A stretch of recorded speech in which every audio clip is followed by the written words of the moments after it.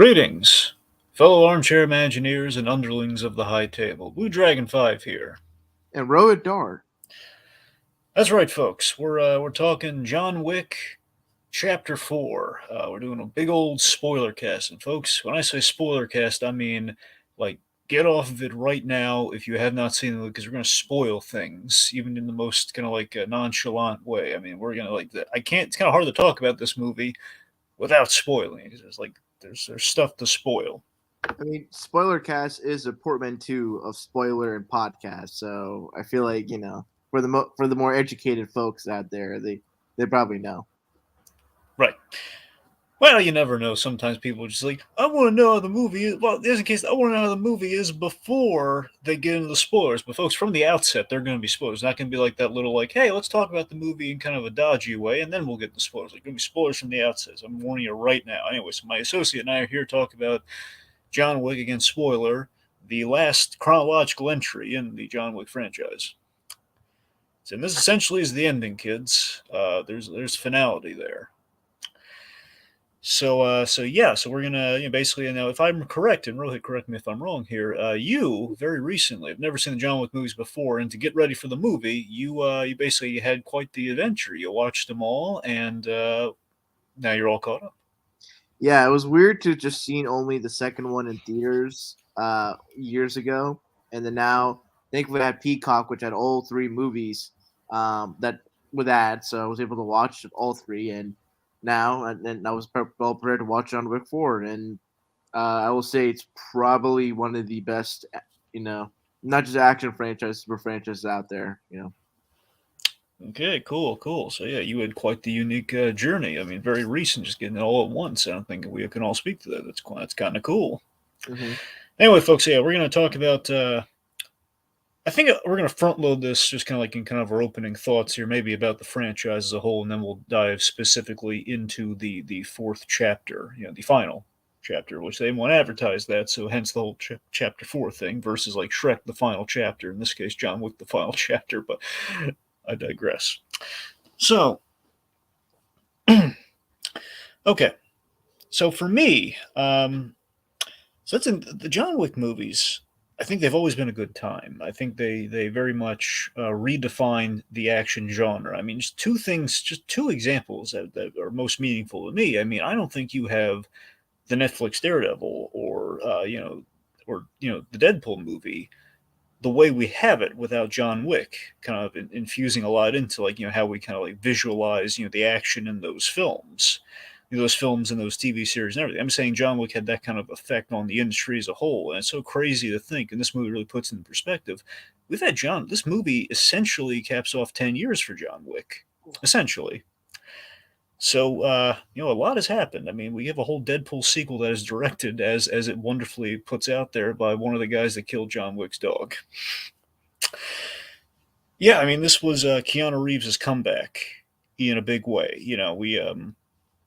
We I think when I look back on the franchise after seeing where we ended things here, I think there was a solid progression to the overall story. We have movie one's the revenge, movie two it's a little sample of what John Wick is like on the job when forcefully out of retirement.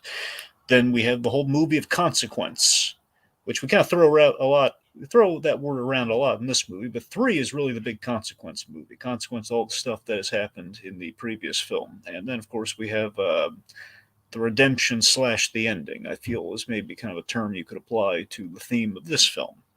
Mm-hmm. I think overall, as John Wick is kind of a story about a man's relationship to death, a man's relationship to death, and it's so funny. One of our colleagues one of our filmmaking colleagues here, Chris.R. Notarelli, Blinky 500, he did a John Wick fan film that literalized the relationship with death. It kind of pulled like the whole Deadpool Lady Death thing, in which like, what Well, if John Wick survived because Lady Death kind of liked him? I mean, it's probably less that and more like Seven Steel. Oh, okay. I mean, no. I mean, I like, but the particularly like Death having a romantic interest. That's probably. I wouldn't. It's not. It definitely could be inspired, but I was thinking more of the Seven Seal and like Death being like a personified entity that interacts with like the main character. But No, no, Well, no. sure, I'm not saying it's like literally pulling from Deadpool. I'm just saying it's kind of in that kind of vein. Oh, Like I'm saying, just given the whole Deadpool 2 of it all, which also incorporates that idea, I thought was kind of synonymous. Regardless, point of this movie itself, though, I think this film it's got great action. Albeit, I think the main take, I think the main criticism I'd have with this movie is I'm not going to say jump the shark in a negative way, but it definitely feels like as the John Wick movies went on, this one particularly kind of suffered from the whole "we got to top ourselves" mentality of like, well, it's not even like an egocentric sort of thing. We got to top ourselves. Like, oh God, we've done all this great stuff in these past movies. How do we? It's a four movie. It's not a dramatic trilogy. It's a four. How the heck do we just keep ratcheting it up? So I mean, I had two minor like quibbles of like two very minor things I kind of wanted to see pay off, and we didn't fully pay off. That's just very minor. It's not an actual criticism. It's just it's. I think ultimately four is great, and I think it has a good ending. It's just it's a wind down from the excellent sell that was three. That was Parabellum. The three was. It's John Wick on the run. We've taken away all the toys from it. It's like John Wick at his most desperate. So three started bombastically and kind of had a momentum that kept going. So anyway, I guess going into this, I think we were all expecting another revenge movie, but ultimately it's more a movie about resolution, which makes sense. And so I think ultimately it works out for being the movie it needs to be, and I think more of kind of an assist piece to a franchise as a whole versus kind of a film that could stand alone on its own, kind of being representative of something. Like three is just an on the run movie, so you kind of go into it with that. So and also before we go any further, really, can you turn off the little notification thing, please? yeah, there's no notifications on my thing. Oh, sorry. Yeah, making sure. Maybe that's just my fan. Okay. All right. Yeah. So by all means, Rohit, why don't you walk them through kind of your experience in watching John Wick? May elaborate on the whole franchisey points you made earlier. I think my personal experience, as I said before, I watched the second film in theaters with my friends. Was really impressed by the action, but never went out of my way to watch any of the John Wick movies. They were just like there. It's not anything like any animosity or dislike towards that franchise. It's just kind of there's certain things in pop culture that like are big, but you're just not necessarily a part of. But like from the start, so it's kind of just like, oh, I'll get to it when I get to it. So with John Wick 4 coming out, a friend of mine was like, "Hey, let's just try to like on our own, try to watch all the John Wick movies in anticipation high for John Wick 4," and then I watched 1, 2, and 3 in like 4 or 3 days leading up to watching John Wick 4 last Thursday, and wow, was it an incredible experience seeing just sort of where John Wick's arc starts in the first movie and where it ends in the fourth movie. It I think it'd be very interesting to see how Mission Impossible the franchise ends and the Fast and Furious franchise ends. Because I think overall, in the grand scheme of things, I think out of those three, I maybe hyperbolic or maybe just too presumptuous on my end. I think John Wick will stand among the three as the gold medal action franchise of the 21st century.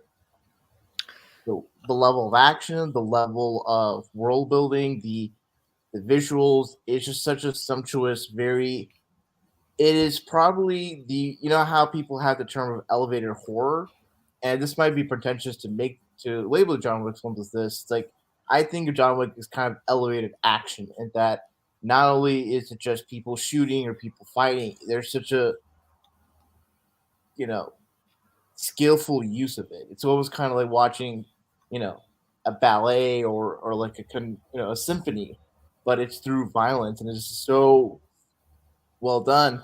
And leading up to the fourth movie, I was of the opinion that the first one was the best of the three.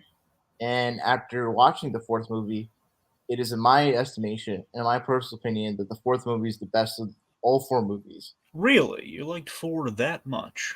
Yes, and I'll get into specific reasons why when we go into the more of the meat and potatoes of the story. Okay. Okay, yeah. I mean, that's the thing. I mean, one last thing to mention, then we'll just jump into it. Is that yeah? I mean, John Wick has become a verb, man. That's just to show you how ingratiated it's been the last 10 years into the culture and the impact that it's had. I mean, there's a reason we have four John Wick movies. It's not just because we like saying the name. Well, I mean, part of it is that like when you say influence, it's funny you mentioned Daredevil. I don't see much of John Wick's influence in Daredevil because I know some of the fight choreographers in that movie, the first movie, were on involved in Daredevil. And fun fact, like Wesley, the actor who plays Wesley in Netflix Daredevil, was in the first Mm-hmm. John Wick movie. It Yep. was kind of the relation, but John Wick has certainly influenced like a type of action movie in terms of like visuals and all that. Think about like Atomic Blonde with Charlize Theron. I think about Kate with Mary Elizabeth Winstead.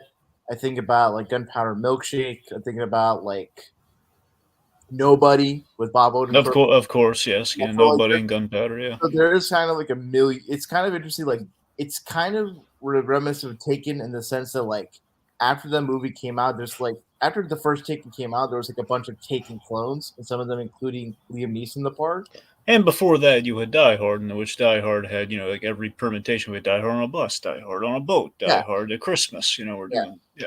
Yeah, so John Wick, I think, set up a new milieu, a new mold of action movies where you have like just a one character who's like super competent and utilizes a lot of like close hand to hand combat, close quarters, tight choreography, very sort of gritty neon lighting.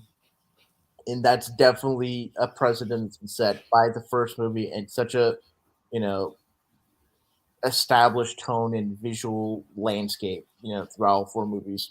I think it was really great too. I mean, when I meant the Daredevil comparison, I mainly meant what you pointed out there. The fact they did get the choreographers and stuff in the future seasons, but also just in terms of the way they stage the action with the oneers and everything, it's definitely kind of the whole in camera fight scene angle, which I think John Wick maybe obviously didn't come up with in the first place, but just this fact that it really popularized, and I think Daredevil then repopularized it as well. And between the two of them, it just kind of definitely became like a new standard that was kind of in there. But you're right though, that we do have action movies that do have kind of like that do have a ripple effect in the industry in terms of like how much of an impact they do make. With going from the diehards to the Takens to the John Wicks and so on and so forth. It's kind of unique that we were lucky enough to see yet another era in the action movie take place and have kind of take shape the way it did, because John Wick starts off on a budget, and in doing so, it's like, okay, well, we can't go fancy with the landscapes and the effects and everything. So what can we do? Well, we're going to use the key core effects. Basically, it's made like an indie movie, the best indie action movie you'll ever see. Hmm. And what's And crazy, just yeah, is that like when the first movie came out, like Keanu Reeves, like he wasn't really doing much at that time. Like the no, thing he did before like this was like that 47 Ronin movie. hmm And I think after 2014, it was kind of how like with like Dallas County Buyers Club and like True Detective, there was like a reconnaissance.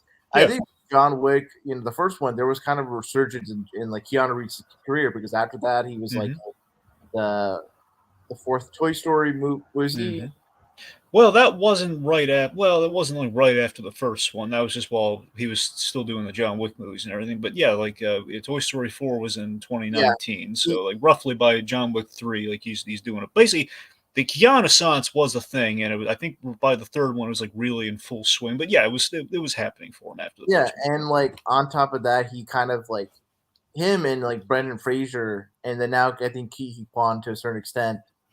They're like kind of like We're the bringing back the '90s stars in a well, big not the way. 90 stars, but they're just people that like are considered such wholesome, beacons of love and joy. And Keanu Reeves is such a The word ground. is Keanu Reeves is like a ridiculously nice man in real life, which Yeah, yeah, that does warm and the that cockles just of the and heart. it's such a great contrast to see how he is in real life, and in this movie, he's like this very cold, stoic, efficient hitman that Yet it's still has a lot of friends that really do like him and have nice things to say about him, despite him being the Baba Yaga. So it's still like a little bit of that's still there, even when he is I killing everyone. I appreciate that dynamic because it's always more just like these are coworkers that like really appreciate Yeah, maybe they don't go out too happy or whatever. No, no, They no. appreciate, but they I think that like whatever the Hitman equivalent is of like a water cooler place. Yeah, it's professional courtesies. Yeah, They're literal professionals that are yeah. yeah, and I think for this fourth movie, the has the best action choreography, the best direction, the best like set pieces in the franchise, and I think like for me, the fourth movie does something that hasn't been as in the forefront in the second and third movie, and it's kind of bringing back something for the first movie, sort of putting the foreground of like what is the emotional toll that being a hitman, being an assassin takes upon one's character, and what is sort of the consequences. I know it's sort of an oft repeated term of that emotionally and spiritually. And I think this movie really puts like John Wick's character, a sense of self, at the center of this, story, in a way that's reminiscent to how the first movie was really, character focused. Where I think the second and third movie, they're good, but I don't think they're focused on much as the character as I think the first and the fourth movie are. Well, yeah, I mean, you look at the franchise and you look at it this way. In bringing it back to the first movie, the first movie is a very intimate story of a man's wife has just recently passed, and he's grieving, and he's kind of been brought back. Basically, we took something he cared about away from him while he was already in a bad place, and he's reluctantly kind of coming out of retirement now. Also, in the simplicity of the first one, you had John Wick really in a grounded setting in which basically it wasn't like you've heard the whole Bat God thing, right? Where Batman, he's going to face a whole bunch of guys and he'll Yeah, be like like he's not going to take a hit or anything because Batman will be a sometimes, well, I'm not going to say overpowered Batman, but essentially like he's there's got going plot. to yeah, plot armor. Essentially, it's going to be a thing of like how do we care about Batman if we know he's going to be fine at the end of the day? And in the first John Wick movie, he gets the crap beat out of him. It's like knuckles down, drag out fights, and again, he was still the best there is. Well, almost pulling Wolverine. He was the best there is. What he did, very not very nice at all. But I guess my point is, in 2 and 3, again, just kind of in heightening things a little bit. I think specifically taking him global and just kind of taking him all over the place and amping up the stakes. We do kind of we put in a place where he's going to be more invulnerable than he has been, just to be basically believably go through the insurmountable odds through the movies of increasing length each entry. By the way, if I have it right, I think each movie gets progressively longer because we keep extending the fight sequences And and adding and new. throwing all these odds at him. Yeah, so it's just you're right. We do bring it back because this is a guy facing the existential question of like, what's your end game after you do this? What are you gonna do? What life is there for you left to have once you retire or once you get what you want? Like, how many people are you gonna kill until you're happy? So he's kind of facing a similar existential thing of grief. In this case, I guess legacy, but not. I don't know. I guess somewhat ultimately with where it ends up with the headstone kind of legacy. So Yeah, maybe not legacy is the proper yeah, word. legacy is not the right term, but I don't know what I I know mean. it's like a generational passing. I think it's more about self definition and Sure. how one like thinks of their life at the end of things. Because in order for one to have a good death, you kind of need to have a good life, and that's kind of the center of John's crisis. Is that It's kind of living a Dark Knight Returns kind of dilemma here. yeah, I mean he's Well, kind of I'm sorry. I'm not. I shouldn't make that so 1-to-1. I just mean the whole Batman looking for a good death sort of thing. That's mainly what I was going for. But I'm sorry. Continue. yeah, because I think for John Wick in the fourth movie, I think it's less that I think there's sort of an implicit acknowledgement of the kind of the fact that he's a little bit too invulnerable for the average for the average hitman, and so I think they centered on less of like him just being out of breath and him being like you know on the end of his rope, for the most part, and just emphasize sort of the emotional weight. Him going to his friend in the Osaka Continental, and his interactions with Kane. Like there's, and I think that's kind of sort of an interesting like aspect to tackle because really in mainly superhero stories where the superhero is like very powerful, like say Superman, you can't really challenge him on a physical front, and it's more just the emotional and personal consequences and the like drama that comes with it. And I think for John Wick, the fourth movie doesn't try to like just go back. It's like, all right, he's going to take a while and rest and do that. Because at this point, it's kind of established that John Wick can just keep on going. He has to just kind of like iron will and endurance, and instead, just like, all right, he's basically invulnerable, but the people around him that he cares about and cares about him aren't, you know. And with other characters that that die, It was a cool way to it was a cool way to acknowledge that yeah, we've made him kind of indestructible, but you know what that means though. You can't hurt him, but you can hurt the other people. you can hurt his heart. And I think Yeah. with the people that died in this movie, it's I guess I wanted to say sort of the first thing to right off the bat. Man, the killing of Charon is Yeah, brutal. that was brutal. Yeah, and man, the what for my showing, I watched in the Alamo Draft House, and for each seat there was like a blue ribbon to put on your attire or outfit or whatever, just a commemoration for Lance Reddick. Huh. And man, seeing that he was like killed off by the High Marquis was like, man, it felt it was a good death, but just like I'm thinking like in the real world, it's like, man, this what was such a weird and like Well, it makes sense why at the front of the movie they put the whole in loving memory of Lance Reddick because I was like, it's going to look really bad. Oh yeah, and we killed him off too in the movie. yeah, That's just sad. yeah. But here's the thing: in killing Sharon, that's it. It made sense though because he would not have because we have to eliminate the Continental. We would not have had much of a role for him Well, necessarily. and also like it's kind of consequences for him because I think Yeah. in the third movie he like lets he prevents I can't remember the main assassin character, but you know who I'm talking about from killing John because like John is kind of like on just the steps. Well, yeah. And so so I think for But him he was touching. It was like the home base. He touched the yeah, Continental, so he was protected. That didn't count. He was fine there. He didn't break a rule. I mean, it's sort of I think the Marquis killing him it's like okay, you respect the letter of the law, but not necessarily the spirit. And I think that basically his death was more of a consequence, not just for John, but for Winston. That Winston, in his own respect, kind of skirts the rules a little bit and not enforces 100% with John. And because he has sort of like a surrogate, father son relationship or Yeah. dynamic. I mean, honestly, I think the only rule ultimately Sharon kind of broke. I mean, just with the whole in the spirit thing, where it wouldn't really break a rule necessarily. I'm sure there's maybe like a loophole, but the fact he took the dog in, for example, that's technically a service of it's a question of if that's a service at the Continental or not. But it's kind of a nice thing for him to do. He's watching out for the dog. Mm-hmm. Yeah.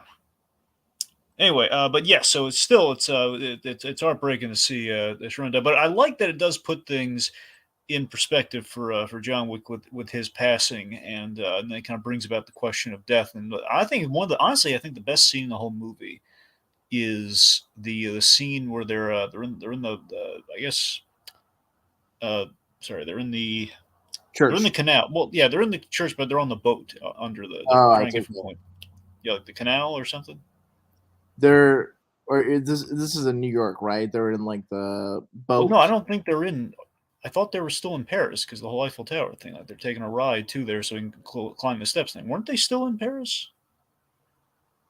Yeah, right there. See, I'm just saying, like, right. Yes. Well, there, Yes. mind you, they could have set that table and everything up anywhere. So I assume it is still Paris at the end. Oh, okay. I know you're talking about. Yes, The yes. point being, like, they're getting from point A to point B, and he asks, like, what would you want? They're basically talking about what you would have put on your headstone after the whole, like, I was struggling to think of what to put there. What'd you put there? A friend, and it's the fact that loving husband. I love that whole conversation, how that paid off and everything. That's fundamental. That brings us back to the emotional core, like who John Wick is, and the fact that like John Wick's so good at what he does, but he never takes any joy in it. And the only joy he really had, it seems, was when he retired and he built a life with Helen. And Hmm. that was kind of taken from him. But again, not from like an assassin's bullet or anything, just life. Yeah. One could say something karmic about it, like, well, you took all this life. Well, life's going to be taken from you. You have to acknowledge there's nothing you can do about that. Hmm. Yeah. So the Marquis is a real He's a real prick. Let's talk about Bill Skarsgård and how awful he is. Not as an actor, is how awful a character he is. Ooh. Initially, when I heard him talking, I was like, "Is that Rami Malek?" Because it just sounded like him a bit. And it's like, "Oh, it's Bill Skarsgård." And man, he just plays the most. He's very reminiscent of Santino Antonioni in the second movie, but just like even more of like a scumbag. Okay, a couple funny things that you just made me think about right now. One, I had the exact same thing. Initially, I thought it was going to be Rami Malek too, but then it wasn't. Once we did the review, we kind of saw the features of the guy's face for a month. Like, wait a minute, is that? And then like, oh no, it's I not. was It's more Bill his Skarsgård. voice than that initially. It sounded like Rami Malek. And it was just like, wait, Yeah, yeah, it's like, and then he starts, and then I see his face. Like, oh no, that's not Rami. yeah.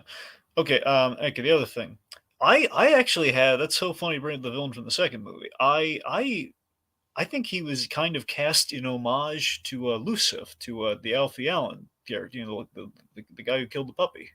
Mm-hmm. Because I mean, he has kind of that. He's kind of like the prissy, the rich guy, kind of inherited seat on the Oh, on the the high young table. fuck that like thinks he's like, Yeah, you know, I wonder if that was at all intentional. They were going, obviously not going one for, but the fact they were going with a guy. I mean, if you look at the features of Bill Skarsgård's face and you look at the Alfie Allen kind of character, I'm not saying it's identical, but I think there's like they're going for a type in the casting just to bring it full circle. Ultimately, I don't know. It's like a I guy think, you really want John Wick to kill. yeah, because in the third movie there isn't that kind of character. It's really just like the main assassin guy. It was a And, lot of fun, and that's kind of like he's kind of in the Donnie Yen kind of space. And just we have the skilled real life fighter character yeah, who he's kind of basically a combo of that character and Willem Dafoe's character yeah. in the first It's like movie. basically what if Willem Dafoe did not ultimately help John Wick? That's well, I know technically, without getting bogged down in the semantics, essentially, what if Willem Dafoe did not fully back John Wick? Mhm. And then Mr. Nobody is basically kind of like Adrian Paliki's character from the first movie, Hmm. but like with the opportunity to be redeemed.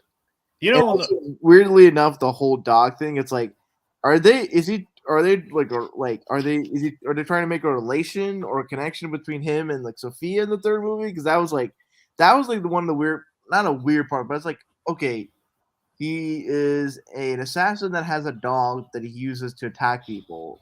And we had an assassin, a former assassin in the third movie that has dogs that attack people. Like, I feel like there has to be some level of connection. well, here's the thing. Couple things here. Okay, one, upon further reflection, once I was really stewing on it after the movie, I hate the name on this guy. I hate calling him Mr. Nobody for obvious reasons. I hate just the fact that we have a movie called Nobody, and a lot of people have been speculating. I still kind of been speculating this too, like in the future, because they say like the head, no, the whoever, I guess the lead producer, whoever wants the word was if the guy in charge wants to make more John Wick movies, they're going to try and, because I think they might have planned on 5 John Wick movies. I don't know what the deal with that is now. They said Keanu Reeves said I think he's open to coming back, but it'll be a while. So anyway, slice it. I think there was hope that if we did like a midquel or a prequel of some kind, but let's just say midquel for simplicity's sake here, John Wick versus Hutch Mansell, from Nobody. I think that's kind of like there's your BVS right there, but hopefully a good one. That's your Freddy versus Jason. That's your 2 John Wicks for the price of one. And just saying, oh, Mr. Nobody, it's like, oh man, that's just Well, kind of a Mr. waste of a. Nobody is like an identity or thing that's been used in like other movies, like whether it's Yeah, time and like there was like a Jared Leto movie called Mr. Nobody, I think. So there's like one assassin having that name isn't kind of I mean, sure. It just feels like, just from a marketing standpoint, we had. Oh, and I mean, right now, Rohit, it feels like they're doing the same thing you've already just mentioned with this guy, where it's like we're kind of recycling things just because we wanted in this movie, but I'm gonna bet you there's no connection between this guy and the Sophia character, but it feels like, hey, we love that dog thing because obviously in connection with John Wick's the beginning of all the things with John Wick and the dog lover that he is. We love that, and we love dogs attacking the crap out of people. So let's do that again with this one character, just to get it in there, and ultimately just pay off the dog runner. Which at the end of the day, here's the problem with Mr. Nobody. Mr. Nobody, he's interesting, And we have the dog thing. The dog thing pays off, but because of that, we're only putting him in there for that dog payoff. And at the end of the day, he's just bearing witness to what's going on. It's like no reason for him to really be there. So, like, okay, I just want to watch. I'm going to drink a beer while everyone's doing their celebratory thing. And see, I just want to see who wins. That's not really a great reason to have him in the movie. That's all we're going to do with him. Yeah, I you don't wonder know. how much tighter the move. I guess you wonder how quote unquote tighter or more streamlined the movie would be if he wasn't in the movie. It just feels like they had a neat idea for a bounty hunter kind of hitman type, and it just feels like we wanted to get him in there, but there's not really a place for him because I like the idea of a bounty hunter who's basically. I wish we leaned into this a little bit more in the movie, honestly. But the impression I got, I mean, especially during like the big, like the ticking clock aspect of the film, he's gonna bide his time and wait for the bounty to go up tremendously so he can collect it. So he's gonna like help John Wick out in places so the marquee will get frustrated and ultimately raise the price. I wish we kind of fully went into that direction. I don't know if we need like that hand stab aside from like, you know what, screw the marquee. I'm gonna help this guy because he saved my dog, and I hate the marquee because he's a psycho. Uh, I think for the purpose of that character, it's sort of an interesting study in how for it's kind of at least how I take that character, Mr. Nobody, is that he's kind of a microcosm of like who John was as a hitman, and then went in and then became more humane. Instead of just having like a wife, he became humane through the dog.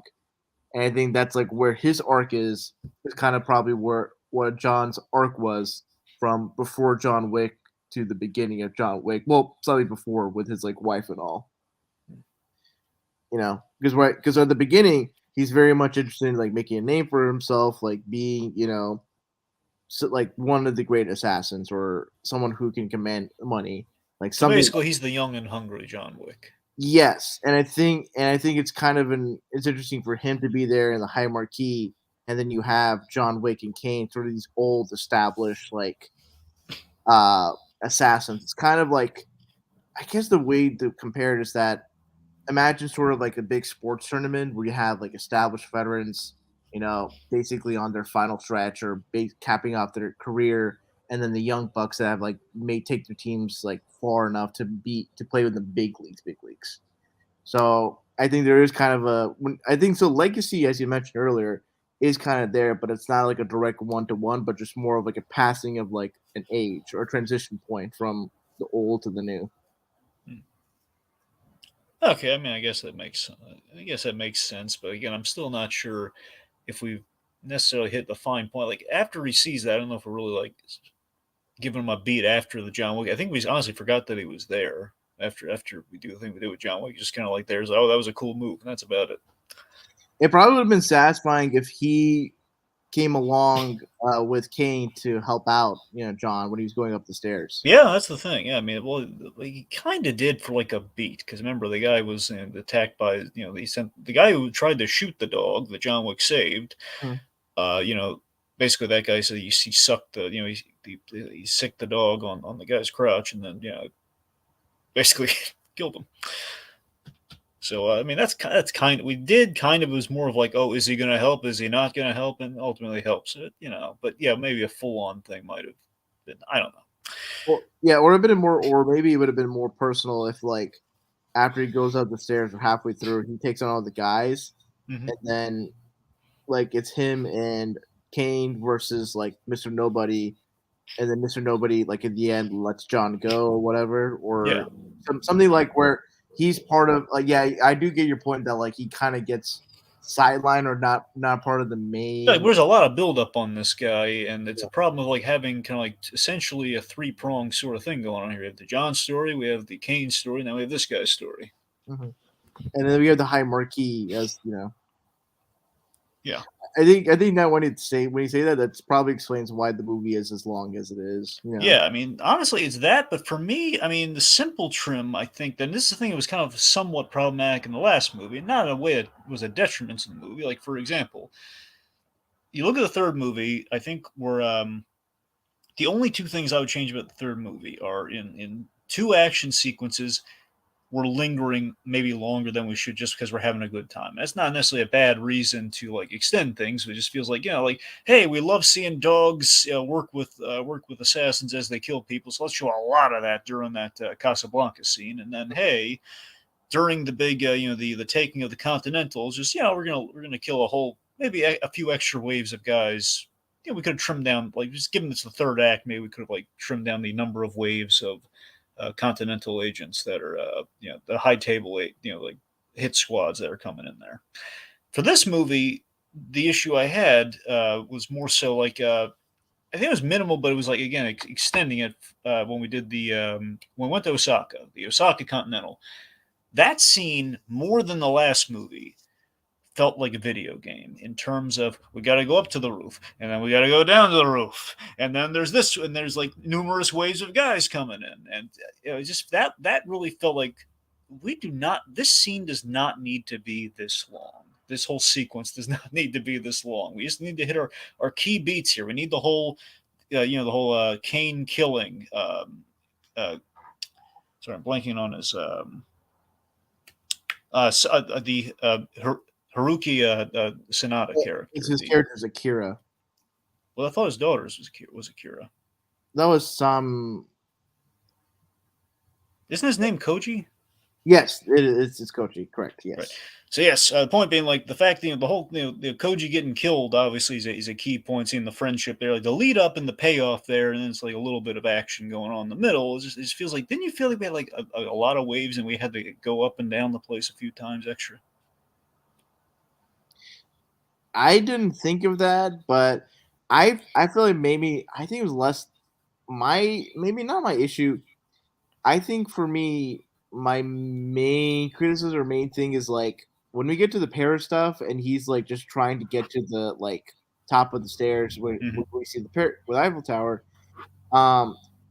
him getting hit like multiple times by the cars and him like going down the stairs is like, okay, we're now really pushing like his like endurance, Invulnerability. yeah, to like, and it was kind of like it became a certain point where it's like just like just seeing. Let's be honest, the most brilliant thing they came up with in John Wick to justify some of that is the whole bulletproof Kevlar wave suit thing. That whole the Yeah, tactical wear. they really stretch like what the impact of a bulletproof vest getting shot at is, but for me it was kind of just funny just seeing him like tumbling down like multiple steps. Yeah, I mean, this game is like, oh my god, how many steps is he tumbling down? He's just like, I feel here's the thing. That was John Wick does always have peppered comedy throughout the thing, like dark black comedy. No, it was funny. It was funny, and I think that was the purpose of it. But it's just like, oh my god, like at this point, like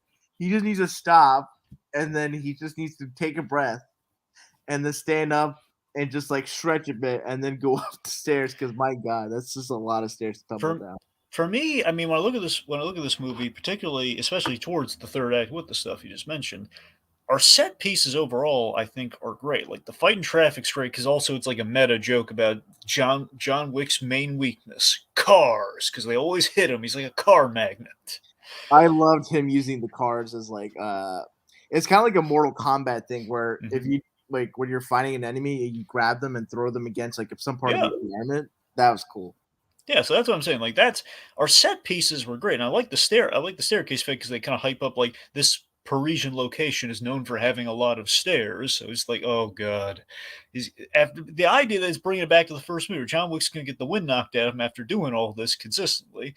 And the third movie had the whole like 1 hour. Like you look at the opening, one of the best parts of the John Wick 3 is the opening because it's like it has that ticking clock that we also apply to the stair sequence where he's only got an hour in at the top of the third movie, which is already wound down probably by half an hour, like between the end of 2 and the beginning of 3. It's already raining and everything. Time has passed, and this fact that we're doing all this, so I think it amps up the tension of like, oh god, you just get up those stairs, and it sounds so mundane, yet it's so action packed. It's like, and he's falling down the stairs all the way down. Yeah, I mean it got Genesis by Justice playing in the background, which is like, man, would I expect that song to play in a John Wick movie? But it so works when he's like ramping up and going up and fighting all those guys. Yeah. I especially like the one shot that's like overhead. That's kind of like it's sort of like Hotline Miami. I think it's similar. I think like a similar shot was done in like James Wan's Malignant, where you can see like over like the floor plan or the floor where all the characters moving around. So that was just great, direction from Chad Stileski. Yeah. Let's see. So also speaking of which, that's the other thing with the Marquis. Marquis is such a prick because the guy just. We've been kind of hyping this up for a little bit. I rewatched. Here's the thing, because again, I saw 3 and 4 in theaters. I saw the back half of them in theaters, and the other half I just saw the Blu-ray, essentially. And when you look at when you go back to John Wick 2, it's that's when they really start to open up the world and everything of John Wick after they've kind of told their core story in New York, and we kind of globe hop from we're globe trotting from that point forward, and we also talk about the high table and the idea of the high table is like the 12 crime families across the global network who all sit essentially at the high table, and we see there is some corruption and hypocrisy going on at the high table because John Wick's friend had an agenda to basically kill his sister to ascend and take her role and everything, and shady dealings by the high table members. Mm-hmm. And obviously all the ways that they've kind of like that's the wonderful thing about John Wick, I guess, is that there is a set of rules which of course separates us from the animals, as Ian McShane wonderfully says. Mm-hmm. Without the rules, we are animals and everything. So we have like the set of rules. There's always a question of like, well, John Wick is technically in the wrong because he broke the rules, but he shot a guy who really did him dirty, and he himself broke the rules. So where's the line? Is John Wick ultimately kind of wanting to get out of this world because when people aren't playing by the rules, it's not fun anymore for him. The underworld really needs lawyers to actually adjudicate matters rather than just like handle it through a freaking duel. Yes, that's very true. Yes. We have all these the titles: the doctor, the manager, the concierge. We need the lawyer. It's not really adjudicator. They're just like they're really more of an auditor, if anything. That's the thing, and of course we have the auditor, and that's Bob Odenkirk from Nobody. Can probably not associate in the same organization. That's why I want that. That's why I want that crossover movie to happen. We don't need it, but I know those universes. I think the real reasons those universes are too separate to actually combine. But it kind of makes you wonder, like, what if it's like two separate organizations? You have the high table and you have just kind of like a smaller organization that Odenkirk's a part of that's actually seated in the government and everything. Mm-hmm. Anyway, my point. So this guy, it's like he won't play by the rules here. The Marquis is all about we need to update things. We need to we need to do this. We need to do that. And it's just the fact that like, hey, he won't fight his own battle, and he won't do a fair fight. In which I'm going to open like a big old bounty, like a $40 million bounty on John Wick, so he doesn't make it in time up those stairs. Like, that guy, like he so deserved getting killed. The way he did, yeah. It's very interesting that for like if we think about all the four bad guys, we think about the four bad guys in total. It's like first one. It's like the Russian mob or Russian crime family. Yeah. Torgovs. Then in the second movie, the Russians, the Italians. I think the Italians are kind of the more main front, but the third movie, it's like maybe not the adjudicator be like it's the one Japanese assassin. Well, she's basically the mouthpiece for the high table, so essentially it's the adjudicator. Yeah, and then you have and then you have the Marquis, who's like this French bad guy. So it's really John Wick as an American. Well, he's Belarusian American or Eastern European American going up against these like mostly European villains. So that's pretty interesting, Yep. See, now here's what we need. We need like kind of like a Samurai Jack premise for John Wick, where he just goes through time and he's like battling the Axis powers and everything, or he's going around like he's helping on certain sides of the war, and it's just a Wiccan time. Oh God. You gotta admit though, that's actually something really cool about John Wick. John Wick does have kind of like a Tartakovsky vibe to him. He does have kind of like a Samurai Jack, kind of wandering traveler, kind of like a man of honor sort of vibe, which is why he has so many friends. I like this guy. John Wick is a very international franchise. Yeah. and particularly more European than anything. Although we do go to parts of Africa with Casablanca, parts of Asia with Japan, Hmm. but I think the way it's interesting, and I think that's why Mr. Nobody is kind of an interesting character in terms of how he's dressed because he's very like he's kind of dressed for like a hike or like someone that you could just see being on like a backpacking throughout Europe or something like that. Whereas everyone else is kind of dressed like a very formal like you know European designer fashion attire, and Mr. Nobody's kind of like the average guy in that room. Yeah. Let's see. Oh, okay. So let's. So in terms of just our overall plotting, well, actually, should we talk more about Kane before we do that? Sure. So Kane, of course, played by the wonderful Donnie Yen. I remember the main thing I know Donnie Yen from is Rogue One. He was the blind character on the team. Chirrut Imwe. Yeah, that guy. And yeah, he was. I like. It's kind of interesting. We give him another blind character. Is he known for playing blind characters often? No, it's just weird. That's the second time he's playing a blind, badass martial artist. Yeah. But I mean, he's most famous for playing Ip Man and the like 4 Ip Man movies that have come out. Ah, yes. Yeah, so I recommend you check those out because those are great. He Especially, had really good screen presence this time around. He was really good. yeah, yeah. And it's very interesting the way he fights. Hmm. The Japanese sequence I really appreciate, like how he fights as a blind person. I love how he used like the little doorbell things. Like he I just thought when you attaches. put those on, is like, are they just explosives? I know, right? I thought it was like a tripwire explosive thing, but no, it's like a little tripwire doorbell, so he knows where to shoot. Mhm.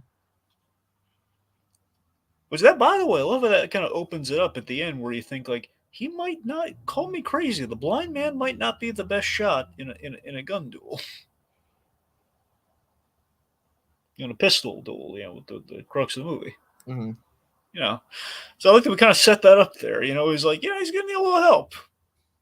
Yeah. But yeah, so we have just this blind master assassin who is like a force to be reckoned with, like someone like, okay, well, we need someone to go up against John Wick, and we can't use Mark Dukakis again because he's dead. Mhm. So yeah, I mean, Kane's awesome. I love he has that cane that has like a sword built into it, and then again, he's very friendly. He's friends with John, but also pretty much friends with the friends of John as well, with Koji. Yeah, I feel like assassins in this underworld kind of are, they always see each other. It's a very small. I tell you this, like as being a lawyer where I'm at, it's kind of A lot of people try to kill you as a lawyer, don't they? no, it's more just that you'll see the same people, on certain numbers of cases and all that stuff. So it's kind of, it's not establishing a rapport, it's establishing a relationship. They're just familiarity and so I can imagine for these assassins, they cross each other's paths and maybe in between jobs they'll like have a few drinks and get to know each other and build a relationship from there. Yeah. Again, of course, and this guy, yet another shady thing with the Marquis is that he's forcing him to basically be in a position to kill his friend because he's holding his daughter hostage, Hmm. which is not cool. And again, very much like probably not. I would imagine not sanctioned by the high table. But also, it's kind of weirdly like not recycling, but kind of taking like Sophia's thing about her being at a distance from her daughter and then Yeah, putting it for Kane. yeah. Let's see the.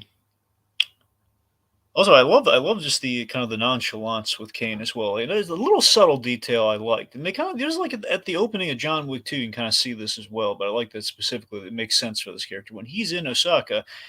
He again, he's friends with Koji, and he warns him like, "Come on, man, just tell me where John is. I can take care of this." And he basically he won't do it. So he's fighting all of his guys, but if you notice, he is really trying not to kill them.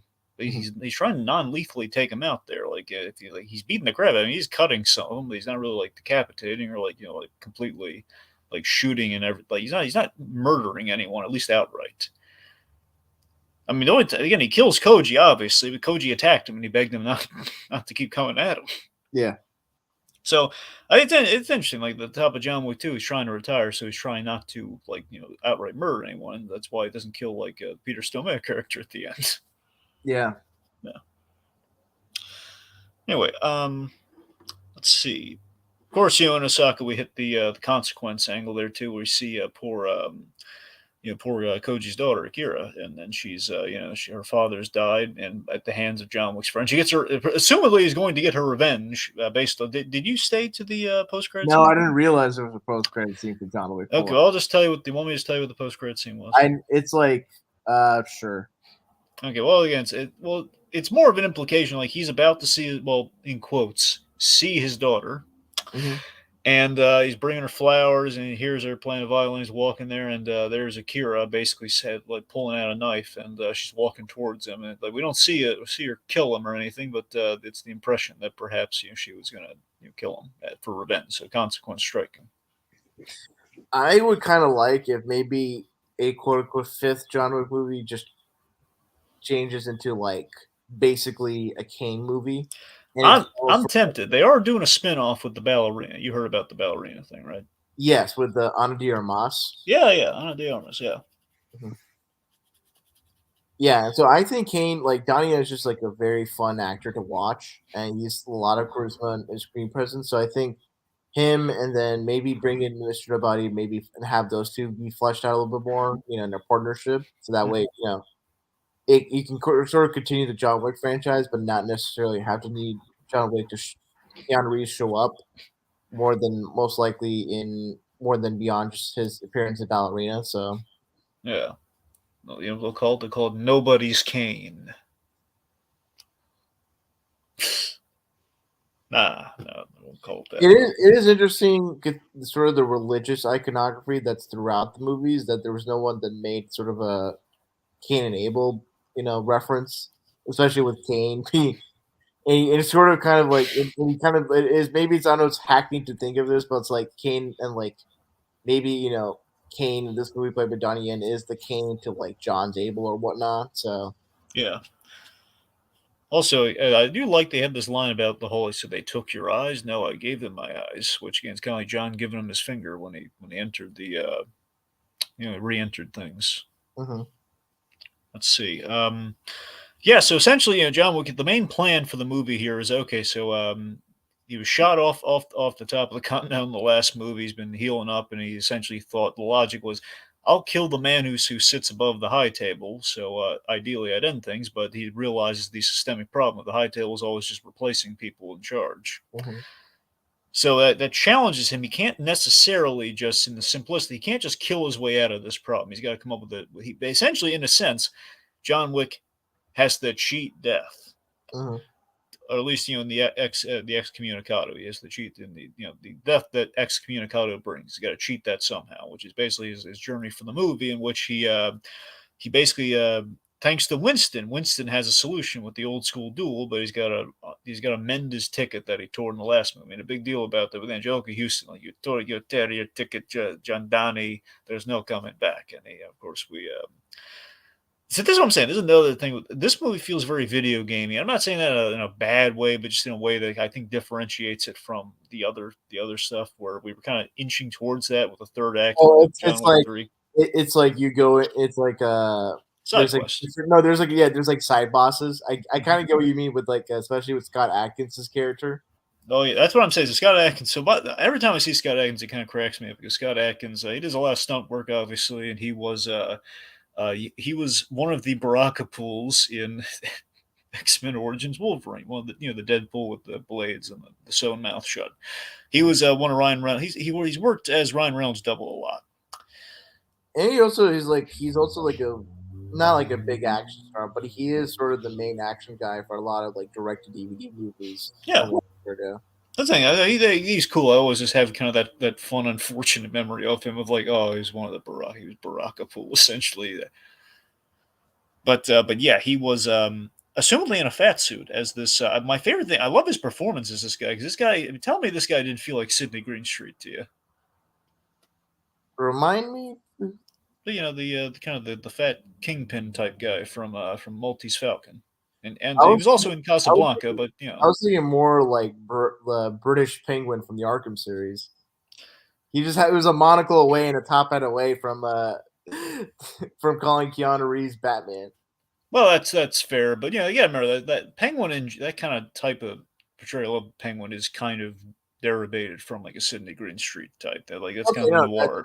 that makes sense. But I haven't seen the Maltese Falcon, so like that, so that particular, so I don't I very much can understand that being the template, but I was thinking more like the penguin, especially because his suit is so purple. Well, And definitely you're right. There's definitely a penguin vibe in that case. Then yes, he's yeah. just imagine him interacting with Colin Farrell penguin. God, we have a De Niro-esque penguin, and then we have like just kind of this very gamble happy penguin. Mhm. Yeah. But yeah, so that was again. I like the setting of that one because I think that one's like a throwback, and I like their subtle clues of like if you're going to this movie thinking like I did, I thought there's going to be 5 John Wick movies, so I did not expect this to be the final chapter. Part of me was wondering, I wonder if they might end it here because I couldn't remember if it was 4 or 5 confirmed. So 5 was definitely talked about. There's been thrown for a loop here with like the Hey, whole if there's a ending thing. fifth one, I can't imagine. And the way that it ends, I really wish it ends at 4 because and That's yeah. I don't want to like I don't mind there being like stuff like Ballerina and the Continental series that's coming out Peacock. Are they still do? Cause I was interested in that Continental series. Are they still doing that? Yeah, there's doing that. I think it's coming out either fall this year or next year. Oh, they definitely have a boost if it came out this year. Yeah, I think it's like a 3-night event and it's like a prequel that focuses on young Winston and then Yeah, Ballerina is coming out spring or summer 2024. the word was Keanu Reeves is going to have a cameo on that. The Ballerina no, No, he's no, no, no. Then Continental series.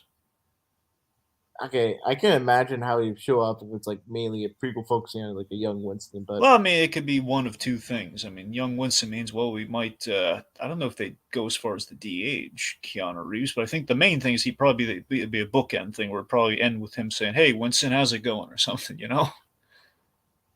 yeah, no, that makes sense. But Yeah. I Anyway, yeah. So yeah. but what's really interesting for this movie is just sort of the when we get to like the whole, like the Paris sequence where where like all the Parisian, assassins in the minute going after him.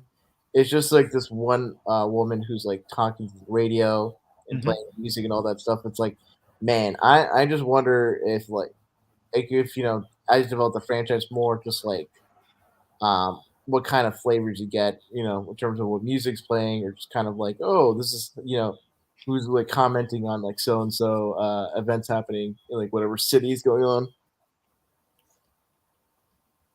Yeah, I mean, it was a good device to have. Just the fact of like like just little DJing, basically directing all the assassins to like, hey, he's coming down the way. Go there quick. Yeah, if anything, that's kind of very video gamey, where it's like you're in the middle of like a level and there's like a side character or like a radio DJ playing in the background, Hmm. as you're going down bad guys or being chased by bad guys. Yeah. Yeah. Oh, sorry. Just my just so I don't forget about. Yeah, the whole thing was like when you're watching the movie, and you're kind of realizing like we're kind of closing the loop on certain things. We're like, hey, we're going back to like a nightclub fight like we've had in the first John Wick movies. Well, I guess as well the second movie. But let's just say like we're kind of wrapping around full circle on certain things. Hmm.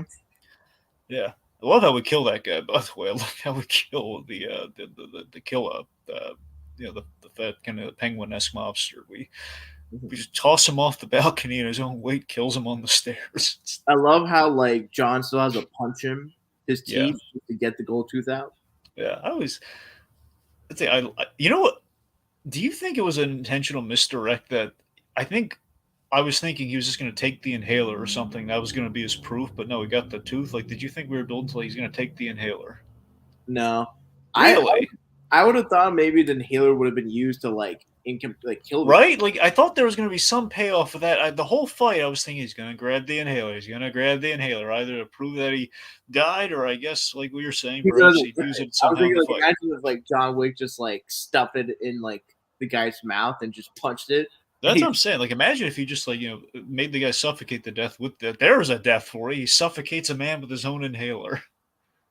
Or he needs an inhaler and then John Wick just takes and just has whole inhaler and just lets him die on the spot without even. Yeah, Which is I don't know. That might have been more brutal when you think about it. yeah. Because I mean, all honestly, yeah. If he just basically took the guy's inhaler away and then punched him in the throat and watched him die. Yeah, that weirdly seems more brutal to me than just him like dying the way he does. I don't It know was why. brutal. It was still brutal. I mean, like that It's crunch, man.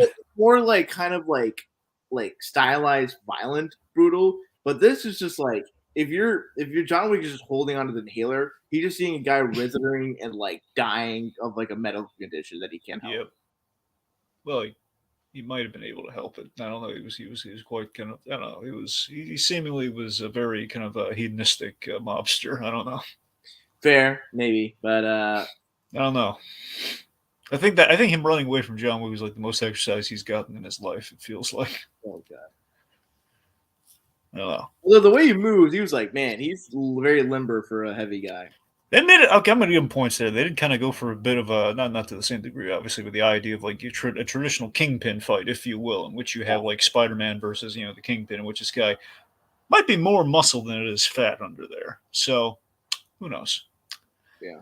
Anyway, point being, ticket restored. Oh, by the way, speaking of suffocation, I mean, it's going to be a really dark podcast with all this talk of death and methods of torture and such. But I loved the intensity on John Wick trying to get out the information before his, his Russian lineage, or at least his Eastern European lineage, tries to kill Where him. he's standing? The news, yeah.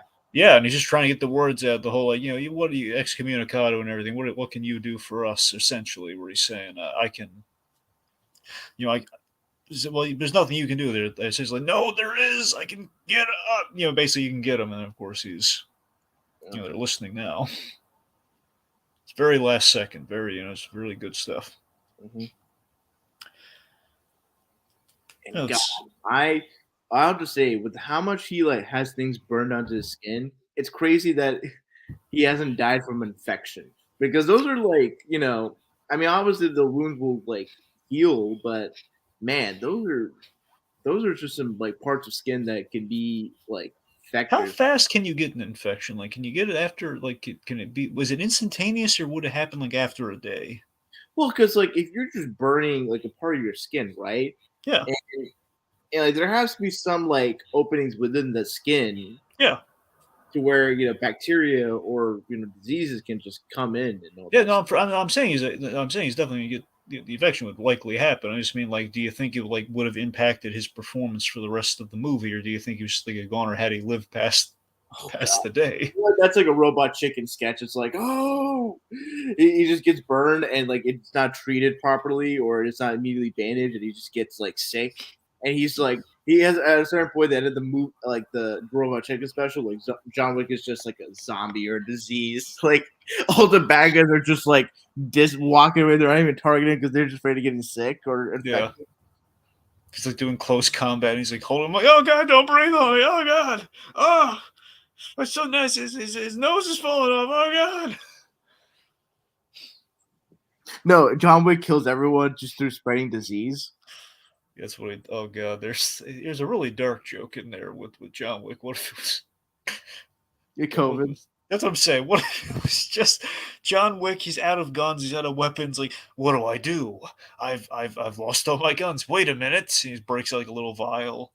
Sickness, and he's just sneezing on He uses a everyone. pencil to stab through people's mask and breathes into them.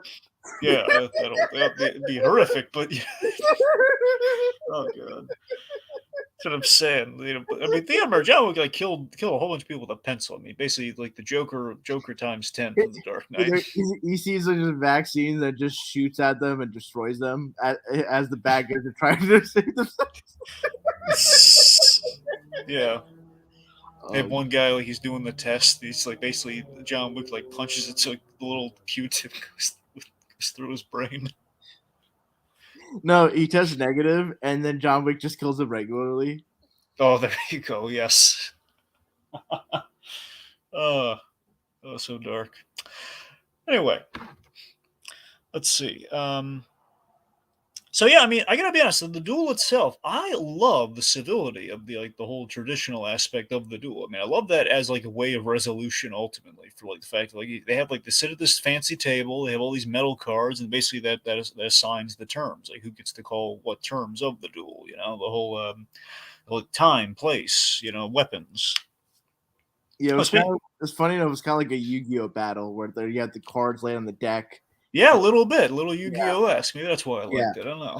The actual duel, the friend of mine that watched the movie with me, he made the comparison. Like, oh, the duel is kind of reminiscent of like the Hamilton and Burr duel. Yeah, History and Hamilton. And it's like, God, yeah, it's a I got to admit, a part of me. It's so funny you mentioned the Yu-Gi-Oh thing. A part of me did wonder for a moment when I saw the table before realizing there's going to use this whole like number thing to assign how it works. A part of me wondered, wait a minute, we're not possibly because I mean Winston said hand to hand combat. This isn't possibly going to be a thing where it's like high card, low card, all stakes, kind of like some sort of like like actual card game to decide who's going to oh die, man. right? Oh, that would have been so funny because I'm trying to imagine it's like, well, they did Because they do already did that with yeah with yeah, yeah. no, that's hilarious. That's what I was wondering. Like they can't, but they already did that. I can't possibly do that again. It would have been interesting if like John Wick, just kind of like in a very maybe this might have been too like stereotypical, too Hollywoody or whatever. It's like with their decks, it's like instead of like a duel, it's like a team versus team death match, and like John Wick assembles his own like assassin crew, and brings all the characters of the past three movies, including the fourth one, into it, and then the Marquis brings his assassins, with like Donnie Yen's Kane leading them, and it'll be just like a battle royale. God.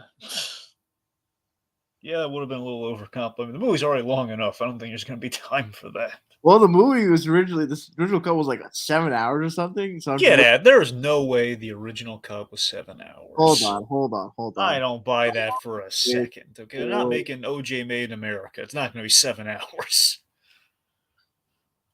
sorry, 4 hours. Okay, see, that's a lot more tangible. Okay, that at least I can buy. They shot that much. Yeah, so it was the first cut was an hour longer. It's basically, I think, yeah. So it was basically, well, yeah, 3 hours and 49. So basically, 4 hour movie. But Do you man, know what the actual runtime of the movie was that we ended up with? Because I was so 2 hours. raptured by it. I'm sorry? It was the for John Wick 4, it's 2 hours and 49 minutes. That makes sense. Okay, it makes it with the trailers because I went the movie at 3 and I exited at 6, so it makes sense with the trailers. So okay, Well, because there's also like opening previews, which last for opening weekends to be yeah. like 20 minutes, and then Then there's that dumb Nicole. If you saw it, and you didn't have. I'm sure you didn't have this problem, but for me, anyone who saw it at the AMC, they had like stupid Nicole Kidman. Like the whole go to the movies thing. It plays at the beginning of every movie as well. No, I have only Alamo Draft House where Yeah.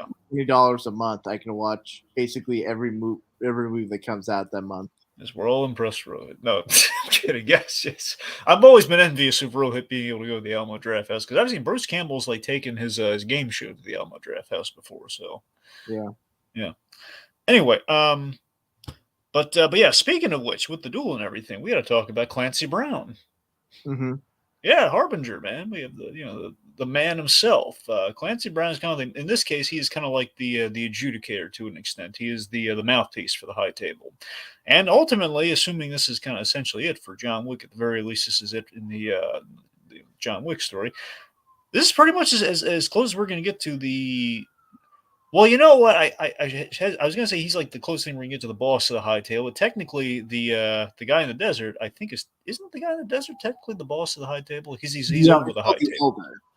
but it's like but the fact that we replace it's kind of more of if really the high table. It's less than like a, a person who's like the head of the whole world. It's more like an oligarchy, and the high table is that like explicit, oligarchic structure where you have each crime family, and then regardless of whichever figure it represents the family, it's the entire, entrenched interests of those like families or organizations. Right. The 12 mob heads of Yeah. the globe, Also, right? in looking at this and thinking about this, is that all three like all three guys on the thumbnail have been or were part of like major productions under the WB company. For Keanu Reeves, it's the Matrix movies and Constantine. For Clancy Brown, it's like his work in the DCAU, and he's going to be Sal Maroni in the upcoming Penguin Well, series. also he's been in other DC live action stuff too. Like he was in the Flash. He was in he's been around. Yeah, and then for Bill Skarsgård, like he's in the It movies, which were distributed by Warner Brothers. So it's kind of it's funny to think of this movie's not it's not distributed by Warner Brothers, is it? Well, no, it's I know Lionsgate I think Lionsgate put it in the first place in the first two movies. I believe Lionsgate technically is the one for all four of them, but I could be wrong if something's changed in the middle there. But I believe I don't think Warner Brothers is involved. It's Lionsgate. Lionsgate's the owner. Yeah, Lionsgate. So, but it's funny though. Assuming Keanu Reeves ever does kind of cross over, because they said they've been looking at him for a role. You would have three potential Marvel actors here because you have Bill Skarsgård who who's in Deadpool Eternals. 2. What? No, he's in he's in both Deadpool 2 and Eternals. Who was he in the Eternals? He plays Crow. Really? Yes. Huh. Okay. And let's see. So of course, Clancy Brown. He was Schoonover in. Clancy Brown's played a couple roles in the MCU. He's been Surtur, voice of Surtur. He's played Schoonover from Daredevil and the Punisher essentially. And then you have well, that's the thing. Keanu Reeves, if he ever does take an MCU role, there you go. There's not much right now, but I'm just saying. Who knows? But you're right though. We do kind of a DC kind of like runner with all three of these guys, even if we are not in a DC, not in a Warner Brothers film. And then if you think of like the past films, it's like you got Willem Dafoe who played Green Goblin, Yep. And Volko in Aquaman. You got Dukakis, who was a Richard Dragon in Batman Soul of Dragon, and he was like in Agents of Shield. Yep, yeah, that's true. That's true as well. Yeah. Yeah, and then Holly Berry. I mean, well, not a glowing recommendation for the DC side of things. She was a Catwoman, and Storm. And yeah, Ruby Rose as Batwoman. Well, now we've taken things down, but yes, she's... Well, I'm thinking it's more like this, and then there's trying to think of other people that. Well, Toby, not Keeble, but I'm blanking on his Toby Leonard Moore, who played who was in the first movie. He's Wesley in Daredevil. Yeah, and then in God, sorry, I'm blanking on Peter Serafinowicz, Guardians of the Galaxy. And Peter Stormare, he plays Count Vertigo in Arrow. Yep, and Vertigo and Arrow. He's also he was Dracula in the Batman vs. Dracula. And he plays Lucifer in Constantine. Yep, there you go. Yeah, there's all. Well, yeah, it was actually Keanu Reeves, as you saw, like for example, the Bowery King. A lot of his buddies wanted to be in the movie, especially after the first one. So Stormare, Constantine, you got the Bowery King. Lawrence Fishburne, Morpheus. You got another also MCU kind of connecting point there with and Perry White in the DCU. Yeah, there you go. See, it's all double-sided, my friends. We just need Keanu to get to the other side of the fence. The actor who plays Mr. Nobody, his name is Shamir Anderson, and I think there's rumors, speculation that he's in the Marvels and he's playing Blue Marvel. Huh. Well, I guess we'll see. All right. Well, there you go. Oh, and then there's Hiroyuki Sanada who plays. Well, oh yes, yeah, he was in Endgame. He was in let's see, so he's been in a bunch of stuff. The Wolverine Endgame, and there's also Bullet Train, but not really for our purposes that we're listing off right now. But he was also in Bullet Train. Was he in the live action Michael Bay TMNT films? He was in. I don't know. Oh, he was in something like that, but I don't know if it was the TMNT movies. He was in I'm blanking on it. Yeah, he did something recently that was kind of like kind of based on a property of some kind. Something. Mortal Kombat. That's it. That's it. Mortal Kombat. That's the one. Yeah, he plays Scorpion. Also, and just realize this: him and Keanu were in 47 Ronin. Yeah, that's why. That's what I'm saying. That's how he's getting all these people in there. Okay. Well, to be fair, the directors might have had something to do with him as well, because again, they put him in a bunch of movies that like between Chad and between Derek David Leitch. Yeah. Anyway, let's see. But yeah, so appointment Clancy Brown as the Harbinger, he brings a respectability, a presence. This guy feels very much like embodying the rules of the High Table and the Continental and so on and so forth. So that's cool. Also, he's definitely has a vested interest in putting pressure on the Marquis of like he's going to make us look bad if he loses this thing, and I think it should. I think it makes him look worse the fact that the Marquis is the cheating prick. Yeah. That's what I think. Anyway, but yeah, let's see. Oh, another thing is like Common, the actor who plays Cassian. I think Yup, he was in. Oh, go on. he, oh yeah, he was in Suicide Uh Squad, huh. He was in Suicide Squad as one of the Joker's henchmen. and then he was initially cast as John Stewart for the George Miller Justice League Mortal movie. Yep. Very funny. Okay. But okay. So okay. So I had to mention this. So it's funny that I like that we have to use like everyone. They have to have a second person like to back them essentially. So Winston is basically the Winston suggested this whole thing so we can get the Continental rebuilt and be in charge of it again. Also Yeah. get rid of his excommunicados. All the Winston, while like this lovely character, and of course Ian McShane plays that part wonderfully, and he has like he can be kind of like dry and funny, but also he is there is a friendship and there's a bit of a fatherly kind of dynamic between him and John Wick, just being kind of the elder statesman of the guy who's been in the game longer than John Wick and kind of has helped him presumably at times. It's the fact that he always does have an angle and yeah, I don't know. It's like that he's kind of in his corner yet again. They're very much joined at the hip here, and I hope that ultimately John Wick he's in pursuit of his freedom and his retirement. So that's ultimately what he's after in all this too. The duel. So he just wants to be back on his own terms. Basically, wants to get back to the way things were at the very start of the John Wick franchise. Which again,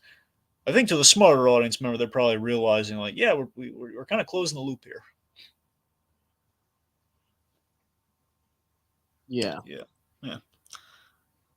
Okay, so the Oh, duel, yeah, another thing is like Lance Reddick also did like DC stuff. He played he's like done a whole bunch of stuff though.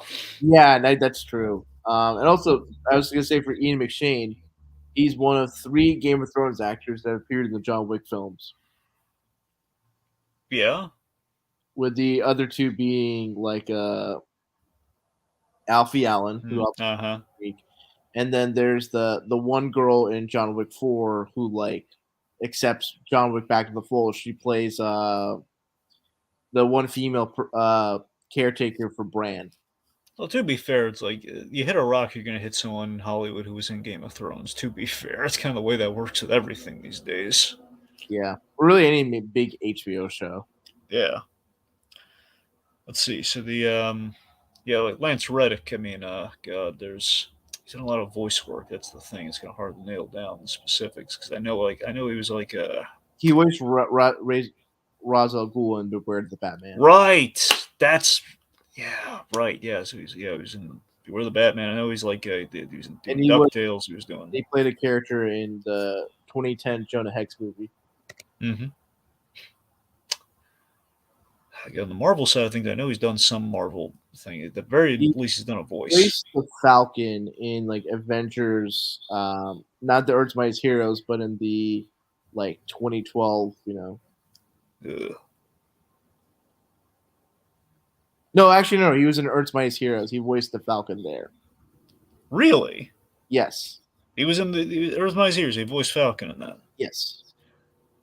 For some reason, I'm struggling to remember Falcon from Earth's Mightiest Heroes. That's the thing. Huh. I can't imagine his voice fitting for that character. I would imagine maybe like Phil Lamar or Yeah, Kelly right? in that character. It's like, But yeah. where's Ra's al Ghul? Like I can imagine him I voicing. remember. I remember him. Like when you mentioned, it's like, oh yeah, I watched through all that, so I know he was good. I mean, look, obviously no David Warner, but you know what? If you're going for a David Warner kind of like a here's the thing: Ra's al Ghul was used minimally in Beware the Batman. He was used well, but we didn't really have time to really get into the whole like he really respects Batman sort of thing. It's more of like an obstacle, and Batman was impressing him. So I Mhm. feel if we had more time with him, like in a second season, perhaps we could have gotten to that David Warner refinement. That Lance Reddick may have given good voice to, but again, say la vie in terms of early cancellations. God, he was also in. freaking Castlevania, man. This Lance Reddick is such a I know he was the best. yeah. Yeah, the last thing I saw him in, I mean, he was on Bosch a lot, and that was the main thing he was doing in recent years. And beyond that, he was in One Night in Miami. He played a pretty good role there. Yeah, and now, we'll see his posthumous role in the Percy Jackson show. Hmm. Okay. All right. Let's see. So the pistol duel itself. So I like the irony here of live by the gun, die by the gun logic for John Wick, and I think it's a clever and fitting end for him where as per tradition, John Wick takes a lot of punishment. So they're shooting at each other very brutally, like it's an old school duel in which every miss or like any like non-lead, basically until the guy fully goes down, you got to take 10 steps forward. Mm-hmm. So, and I love like they're walking to their competitor, giving like the one bullet to put in the gun, so the other guy's not cheating, like shooting more than once. Yeah. But yeah, I love that John Wick ultimately takes punishment with the shots that are hitting him and doing damage, especially after all the punishment he's taken the whole movie, especially that stairwell. Yeah. And I love how he gets to kill the cocky bad guy gloriously when that idiot did not. I love how Ian McShane just wonderfully just points out, you arrogant, little punk, he didn't even shoot. And of course, given the perfect opportunity to shoot him right in the head. Yeah. Yeah. So yeah, I mean, yeah. So John Wick, he dies, but he dies on his own terms and a free man. He's the excommunicado is removed, so essentially he's finally free and retired. But he dies with a glorious view though of the sunrise. He dies on the steps of Paris. Yeah. Yeah,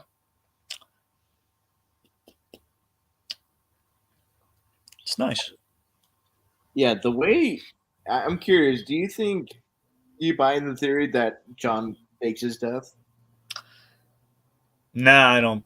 I don't buy that he fakes his death. Otherwise, like, why would Winston and the king go, the Bowery King, go to the funeral and everything and play that moment the way they did if he was like it was a fake death? I don't know. Yeah, because I feel like because I can't imagine John would have faked his death because considering, you know, when he's not doing his assassin stuff, he's with the dog with his dog. I can't imagine he would just leave the dog. So that brings me to my next point, by the way. Though here's these are the minor things I was talking about, but again, there's like a leap you could always make, and they're not a big deal. So one, we see the Bowery King is like walking the dog and everything. So presumably I like to think the Bowery King or preferably Winston is watching over the dog. That's what I like to think happened to the dog. I wish we kind of like showed the dog at the. I think I did. We see the dog at the funeral. Yeah, Okay, I because wish we saw the dog. we're making this theory that like the dog looks out to a certain direction, Yeah. and people theorize that's like John Wick or whoever. Hmm. You know, basically they just made a fake grave or fake casket or whatnot. And I think one part of the theory that's interesting, but I don't know if like the filmmakers would even think of this way is like the way like the places that like Kane shot him in the duel Hmm. were the same places that like in the third movie the doctor asked John to shoot because those are not, like quote unquote non-lethal or non-fatal areas to be shot in. Right, right. The whole like the shot around Which the I shoulder. really kind of want to see like a doctor react to that because I can't imagine there's very few areas to like Well, they have those videos on YouTube. Like they have actual doctors talk reacting all about. those stuff. Yeah. No, but for me, it's just like I can't imagine. It's not. It can't just be just the area in which it can be non-lethal and fatal. It's also what type of gun is being shot. How far are you? What kind of person is being shot at? Like, I mean, my thinking is movie logic or no. I think the idea is John Wick's a very good shot, and this doctor saying shoot sure, here, no, he's going to hit the right spot. I totally get that, but it's So I just don't like think it's like I don't think he's generalizing where to shoot. I think shoot me right here, like right under this bone here, which John Wick would know where to shoot. no, I of course like John Wick is that good of a shot, so Yeah, it is always funny just to like think like for as it's grounded. really funny. Just the fact of like they'll know I gave you the medicine, so you have to shoot me. Yeah. Yeah. Anyway, yeah. I mean, what I guess what I'm saying is I kind of wish you're right. I mean, if there is if there is something, um, sorry, I get the answer. Something if there is like something to suggest that John Wick's around, maybe that's why they didn't want to like confirm the dog thing or not. But for me, I just kind of want to see Winston take the leash of the dog or something, just to kind of show the dog is going to be taken care of, man. Just given that's kind of a big part of the whole franchise. Other thing that kind of bugged me. I understand there's no place for it, and I rewatched the second one. There's actually a good explanation as to why we don't see it, but he never got that car back. He never got the car fixed up because every time he got that car was damaged or stolen or missing a door. But when you rewatch the second John Wick movie, you realize he wanted the car just for the little card that his wife sent him Mhm. that was in the glove box. So technically, he didn't really need the car. So, but still, it's kind of a shame we didn't see him get that car back after everything went through. But then again, how the heck would he be able to pick that up with everyone trying to kill him anyway? So there's no way he would have got that Yeah, car. and New York, and considering he's in New York City, Yeah, right? the thing. Plus, yeah, that's the thing. The car would be in New York City, and he's globetrotting all over the place. He was buried in New York, though, but still, it's like, where's the, yeah. Honestly, it feels more of a hassle to have a vehicle in New York City, either in the movies or in real life. So, I think John didn't miss out on much. Yeah. I thought you were going to say like one minor quibble is that you wish the dog like quote unquote got involved in the action, like did like the same stuff. No, no, no. I don't need the dog because that's a friendly dog. It's not like a trained like killer dog or anything. It's just gonna be just a dog. I mean, I'll admit I kind of wish he named the dog because the idea like the gag was he never named it. He just called it dog. I mean, was it a? It's a boy, the dog, right? That's a thing. I don't think they ever said. I think it is. I mean, I'm You know, the guessing. girl, it kind of been sweet if he would if they were it was named after his wife, Yeah, if it named the dog Helen, or maybe or if it was a boy, name it Sharon. or well, I think maybe that would have been. I Would have think been insulting, wouldn't it, that we named like yeah. well, of course, no, no, no. Wait a minute. You just said let's name the dog after his wife, though. Yeah, I guess it's I guess maybe What's more insulting? You married a dog or your friend was a dog?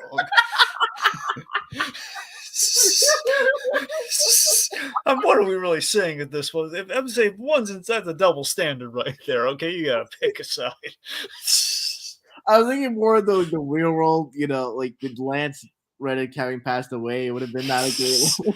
You killed him off, and you named a dog after him. That's way to trip. Where's the Alamo Trap House ribbon for that? Oh god. It's like even like no, it's like because Sharon has raised his dog. The dog is basically his kid. So he takes the dog inherits all of Sharon's assets, and it's a lot of money. He wears like a little pair of glasses. Anyway, No, the dog is that where Sharon used to be, and just takes the coin from everyone and just puts in like no, so. no, the dog's just like perched at like like the dog's on a stool at the desk, and it's kind of like a decorative thing. Like it's just like, oh, there's a guy there actually doing the business, but it's like, oh, this is Sharon the dog. He's He's he's the wearing a real suit, concierge. and Like Frank the Pug, yeah. We put him in like a little suit while we're at it. Yeah.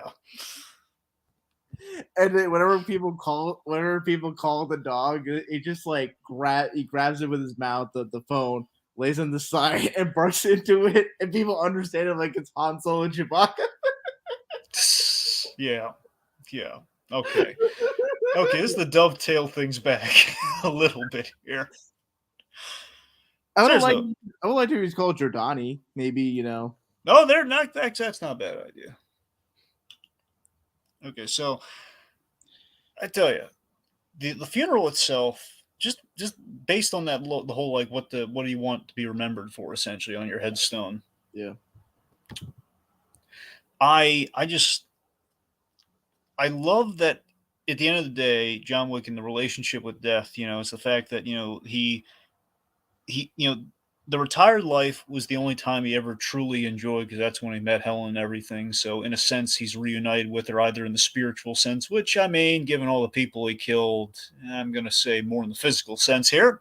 He is reunited with Helen in some sense, maybe spiritual, but let's say at the very least he's in the same place as her, so he is at rest in that retired state yet again, and again he's defined the way he wanted to be defined, which he voiced to his two buddies here. the loving husband, which ultimately is deep down, it's ultimately the motivation for everything that John Wick did. Like, just killing that dog, dishonoring the memory of his wife, and everything he did was kind of in pursuit of like kind of going back to the time of his wife. And I think the lesson for that character overall is that there's no he kept trying to cling on. If you look at the John Wick movies, each movie, the reminders of his wife kept getting taken away from him. Mhm. So it kind of put him to this place where, I mean, it's kind of a sad lesson, but it's like there's nothing. Remembering your wife by these trinkets is not the way to remember. Like the house gets blown up. She's not a house. She's not a. She's not the dog. She's not. Well, we know she's not a dog. She's not the dog. She's not the house. She's not the ring. I think it's what I think what's sort of sad about John Wick's character arc is that there is sort of an internal like understanding that he's just not really living. So there's And nothing left for him. yeah, and it's not as like and it's kind of it feels sort of sad to think that John Wick couldn't see himself living a life even with this one dog. And I guess with how little the dog is really involved with the action, I think part of him is like, if I can't even spend a lot of amount of time with this dog, like, and he's What's the being, point? If I can't, like, she wanted me to have this dog to keep me company in peace times. If I can't even do that, what am I doing? yeah, Yeah.